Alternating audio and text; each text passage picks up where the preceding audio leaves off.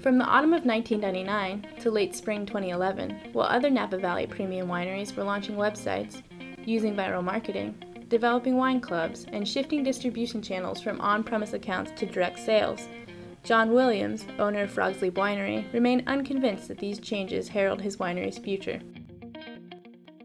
After nearly 35 years in business, facing challenges from a rampant crop disease to an unprecedented recession, Frog's Leap has persevered. Let's visit the winery and learn their strategy for sustainability.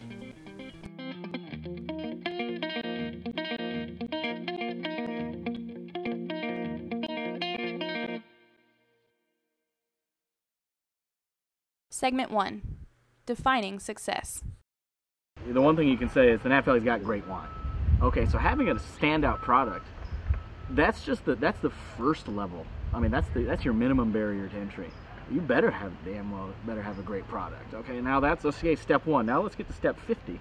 Well, all the rest of the things to get you there, you better be smart all along the way. You better understand how your money works, how leveraged you are, what your cash flow looks like, when you're going to get in trouble, when you're not, where's the best place to get glasses, what kind of discounts are because when you get to the end here, the difference between making it and not comes down to the 5 or 6 things you've got to do at the end where you're out communicating your story. But if you get to the end of the day and you say, well, it's a good product and it's got a good price on it, those are 2 good things. That might get you shelf space, but if it just sits there on the shelf, that's not doing anybody any good. I think that the smarter you are with the business aspects of running your startup or the business you've purchased, affords you the opportunity to do the things that add the luster to your story, to your brand. If we're not profitable, we can't afford to get out in front on business things that we want to do here that enhance our brand, that make our story thicker, more real, that get past the patina and facade of something that's just a top coat and gives you depth. Then you've got a brand that you can hang a 50-year plan on, in my opinion. We will succeed as a business, measuring our success with unique criteria. We will both respect and challenge conventional wisdom, growing our company the way we grow our vines. Frog's Leap will leave a legacy. In order to do so, it is crucial to stay vital. Segment 2. Sustainability matters. But the goal of sustainability is to sustain yourself and the environment and everything else, and so it's a process. It's not a it's a verb, not a noun. and so it's a process of thinking. For us, basically every decision that we make here is reviewed, at least at some level, in terms of its ecological and social impact, and so it's just another part of the thought process. The ultimate goal of which is to sustain yourself well into the future and into future generations. The dry farming is a huge agenda for us that works. It's the way grapes were grown back in, before all the sophisticated pumping and reservoirs and things that you couldn't do prior to some of the current technology and machinery. So grapes were grown on the down here on the valley floor and grown very successfully, best wines in the world. So that is one of our commitments, and it's hugely successful. I don't understand why virtually every vineyard on the valley floor is not dry farmed. We spend, if you drive around and look at vineyards, you'll see all that black drip tubing hanging from all the vines. That's not free. And you drive by ours and you don't see any of it. There's no drip tubing. There's the maintenance of that. There's the electricity that goes with pumping all the water. There's the cost of the water in some cases, depending on where you are, if you don't have your own water source. I've worked for other wineries where they're trucking in water. Can't imagine a more costly way to keep your vines alive. We've been certified organically growing since 1989, and back then it wasn't cool. Organically growing wasn't cool. It was just kind of this hippy-dippy thing. And for us, it wasn't about going against the grain or anything like that. It was all about making that connection with the earth and being good stewards of the land. making sure that we are feeding back nutrients to the soil and not killing it with pesticides, herbicides, insecticides, really having an alive soil that has organisms that are living and breathing in there.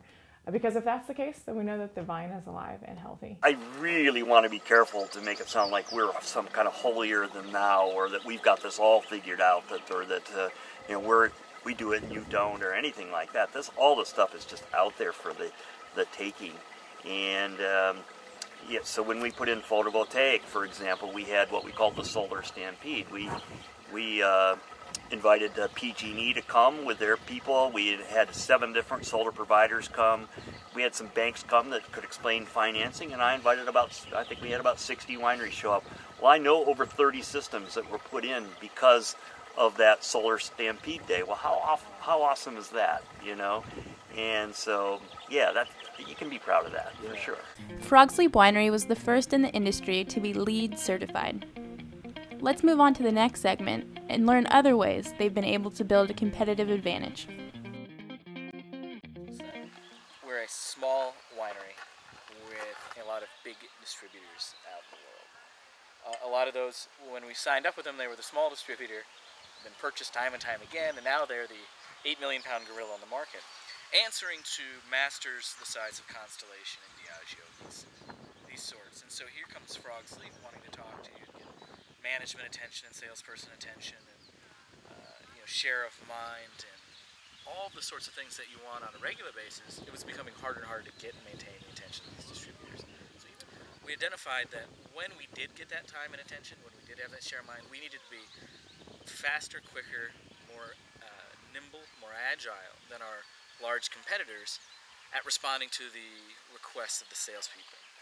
In any organization, if there's 200 salespeople, there's 12 that sell 80% of your wine. The 80-20 rule fits almost everywhere in the wine business. And so I started to discover that if I could get those 12 to tell me what they wanted or needed, and we could deliver an answer to them and a plan in a quick, thought-out, and precise way on the spot, and turn them loose with no excuses, that all of a sudden we were able to box out of our weight class a little bit.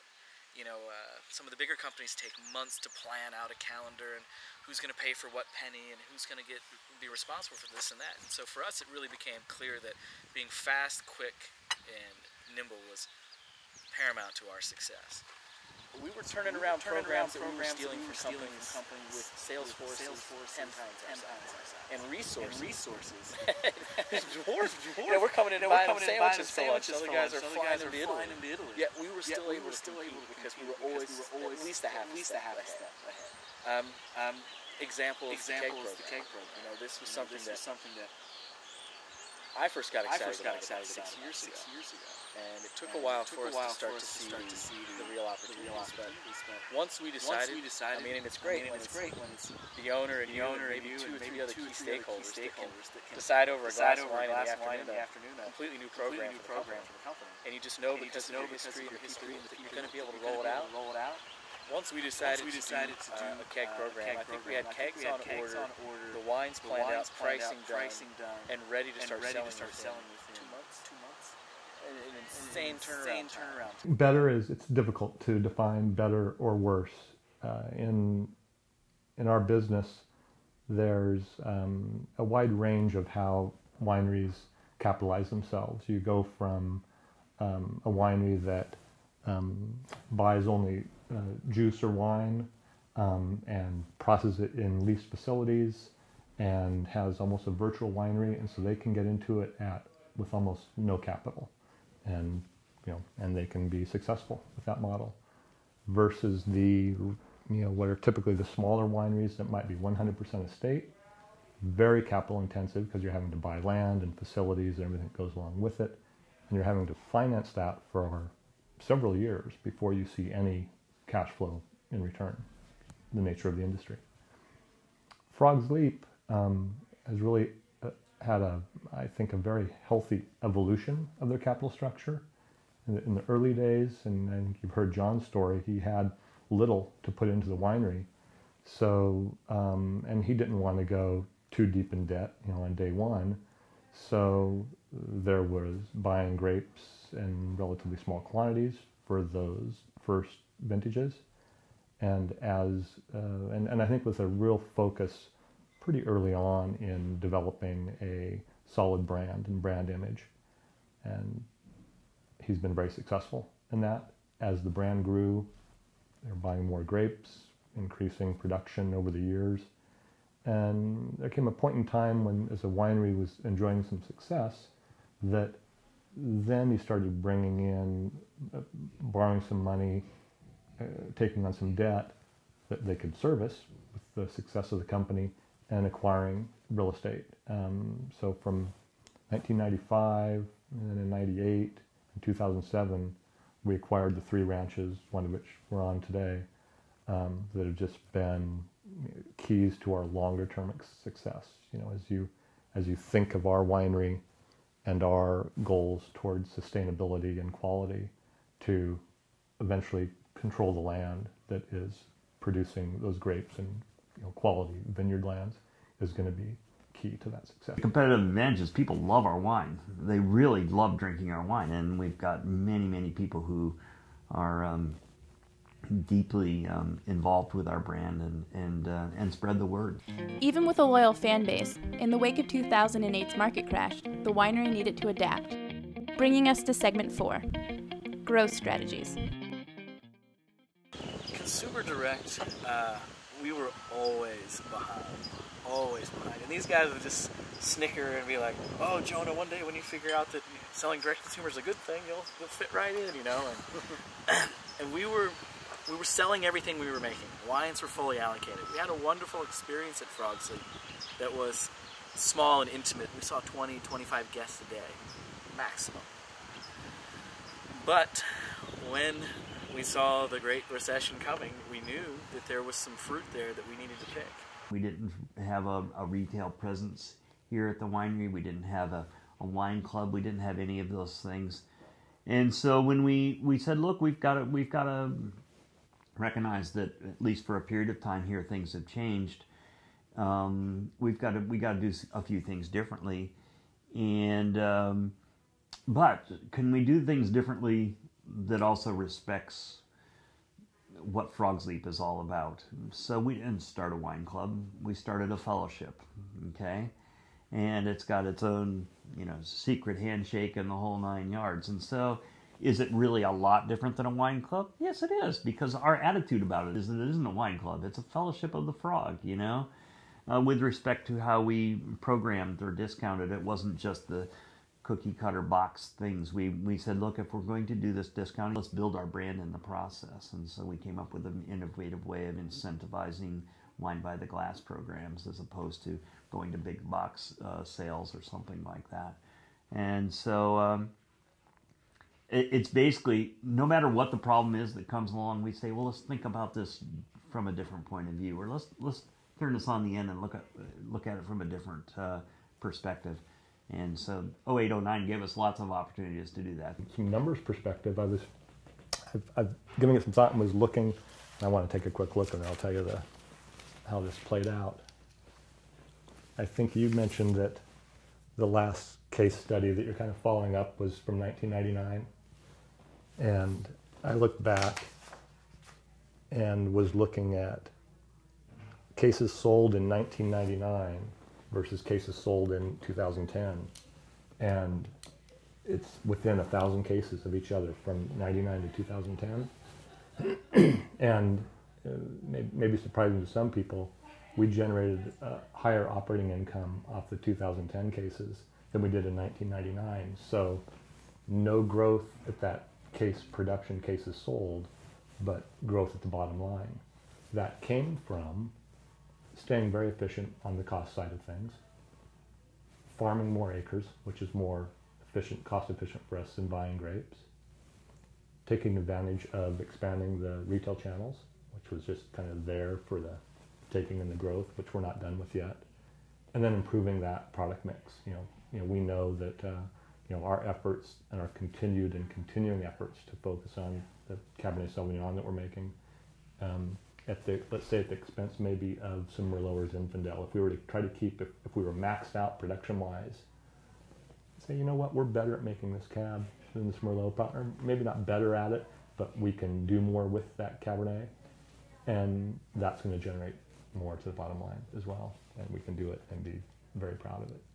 So I think that's interesting. I don't think you'll find very many companies that can look back 10 years and say, we sold as many this year as 10 years ago and made more money doing it. They would be saying, look at us, we sold twice as many and we maintained our bottom line, or maybe grew it some. But I think we're achieving that goal of working within this facility, what it can do, staying small, but sustainable. With the strategy for growth in place, we must now look to the future. This is a big question, I think, amongst family wineries today is what are the succeeding generations going to do? As you know, there's not a lot of history of that in this country. What do they say? 85% of all businesses don't survive the founder. But I think when we think of the wine business, we think of the idea that it would go down through multiple generations or defy those odds, as it were. That's not been what we've been seeing recently. A lot of family wineries have been sold. I don't think there's any perfect formula for getting it to the next generation. My thought about that was make this the kind of winery anyone would want to be a part of, and if that interests any one of my three kids, then that will be the way it goes. We're certainly setting up. There's a tremendous amount of estate planning, and because of the values of these wineries that get embedded in the assets, there's a lot of legal and accounting work that needs to be done to even make it a possibility. So you got that layer, but then the other layer is making it the kind of business your kids or anyone's kids would want to be involved with. I look around and I see the things that we've done well, and kudos to John for being one of the industry leaders on these things. But what sticks out to me more are the things that we're not doing. The refrigeration unit that's not quite as efficient as it should be. It's finally getting replaced this year. The lights that should be a little more efficient than they are, or are left on, or the heat set too high, or the air conditioning set too low. You find yourself just constantly picking at it. And if we can start to solve the ones, photovoltaic, easy. 1,000 people, consultants will tell you how to do it. It's plug and play, great. We've picked off some of the low-hanging fruit, and now to kind of continue to push forward in this arena, it's the hard stuff that's left. And you kind of want to feel like you can roll over and say, we've done our part. Pick on the other guys. But that's not it. That's not the case. I know it's not the case. I know it's not the case for us just from our own standards that we've done enough. So the next 10 years will be the next 10 years will be the tough years, because we need to get the financial stability of the winery. We need to get the Great Recession far enough in our rearview mirror that we can afford to start getting out in front again on some new projects. That we can afford to finally say, look, we're going to subsidize $3,000 towards carpooling if you can do it consistently over X amount of days, or whatever it is. We got to find a way to assign a number to that, to assign a benefit to it, and then to support it. And if we can do that, we'll continue to attract and retain the very best and the brightest. As a winery, we're not going to make any more wine. This is as big as this winery is going to get in my lifetime, okay? It's where our vineyards are, it's what our space is, it's where my ability to keep control as winemaker, this is who we are going to be. So if you stop growing from a production point of view, how do you keep growing? How do you keep energy? How do you keep dynamic effort? How do you retain good people? How do you keep that energy up? How do you see possibilities for them? How do you get these good people in and keep them energized, you know? And that's an ongoing problem for any business. And as we're 10 more years, as we approach our 40th or 50th year, we've seen too many brands become dinosaurs. And that's not going to happen here. So how do we keep that energy up? And that will always be there. And I think it's where this whole idea of sustainability has a great role, because if you can sustain the passion, you sustain your business. And that will be our challenge, and I think we're up to it.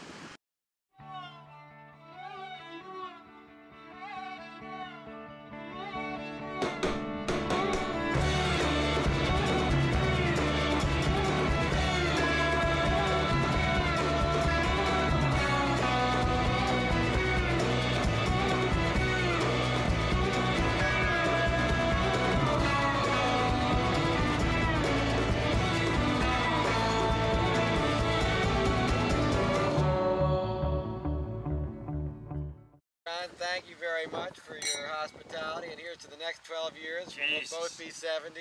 Oh my God, yeah.